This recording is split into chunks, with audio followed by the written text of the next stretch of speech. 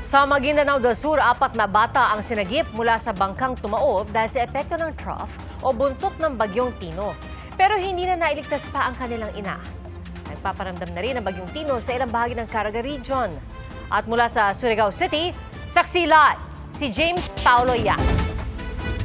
James Paulo? Iya, malakas na bugso ng hangin at ulan ang nararanasan ngayon dito sa Surigao City. Ilang oras bago maglandfall ang bagyong Tino. Malawak na ang baha sa ilang kalsada sa barangay Tagmamarkay sa Tubay, Agusan del Norte kaninang alas 9 ng umaga. Rumagasa ang tubig sa isang sapa. Sa National Highway, abot bewang ang tubig kaya ang ilang sasakyan tumirik at itinulak na lang ng mga residente. Umaalon ang baha sa bayan ng Santiago kaya dahan-dahan ang pag-usad ng mga sasakyan. Rumagasa rin ang tubig sa isang ilog sa Cabadbaran City.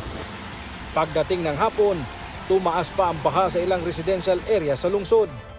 Dahil sa bagyong Tino, ikinubli muna sa Nasipit Port ang nasa 50 commercial at cargo vessels mula sa iba't ibang lugar gaya ng Agusan del Sur, Surigao del Sur, Surigao del Norte at maging sa Leyte. Ayon sa Philippine Coast Guard, hindi basta-basta napapasok ng epekto ng bagyo ang Nasipit Port dahil sa matataas na bundok sa paligid nito. Sa Maguindanao del Sur, tumaob ang isang bangka sa Lake Buluan matapos hampasin ng malalakas na hangin dala ng trough o buntot ng bagyong Tino. Tulong-tulong ang mga mangingisda at rescuer sa pagsagip sa 4 na batang lulan ng bangka. Agad silang dinala sa ospital. Patay na nang matagpuan ang kanilang ina. Mula pa kaninang umaga ay pabugso-bugso na rin ang hangin na may kasamang ulan sa Surigao City. Dito nga sa Purok Rojas sa Barangay Washington ay puspusan na ang paghahanda ng ilang mga residente. At kung inyong makikita sa aking likuran, itong isang puting bahay ay tinalian na nga ng lubid ang kanilang bubong upang hindi ito madala kung sakali mang lumakas pa ang hangin. Gapon pa yan tinalian ko. Bakit, sir? Malakas na hangin, baka masira pa. Nanigurado lang. May mga lumikas na simula pa kagabi at kaninang pasado alas 2 ng hapon, ipinatupad na ang forced evacuation para sa mga nakatira sa mga tinukoy na hazard areas.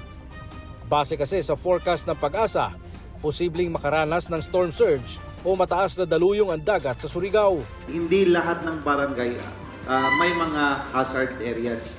So may mga portions lang, may sitio or ipurok or certain number of households. Sa Cagayan de Oro City, ipinagbawal na ang pagpalaot at paliligo sa dagat. Nagpaalala rin ang mga otoridad na maaaring tumawag sa 911 hotline sakaling magka-emergency. At kung maaari, ay lumikas na sa mga tinukoy na evacuation centers. Ipinatupad naman ang liquor ban sa Ibahay, Aklan bilang bahagi ng paghahanda para sa bagyong Tino. Ipinahinto rin muna ng Philippine Coast Guard ang lahat ng biyahe sa Katiklan patungong Boracay. Pinag-iingat din sa posibilidad ng pagbaha, landslide at tsunami ang mga nakatira sa Pagadian City. Sakaling magka-emergency, maaaring tumawag sa kanilang CDRRMO hotline. Pia, sa huling tala ng Surigao City Information Office, nasa 2,800 na pamilya na ang kanilang nailika sa iba't ibang evacuation centers dito sa syudad at nakatira na rin daw sila ng tulong mula sa CSWD at DSWD. At live mula rito sa Surigao City, para sa GMA Integrated News, ako si James Paulo Yap ng GMA Regional TV, ang inyong saksi. Mga kapuso, maging una sa saksi. Mag-subscribe sa GMA Integrated News sa YouTube para sa iba't ibang balita.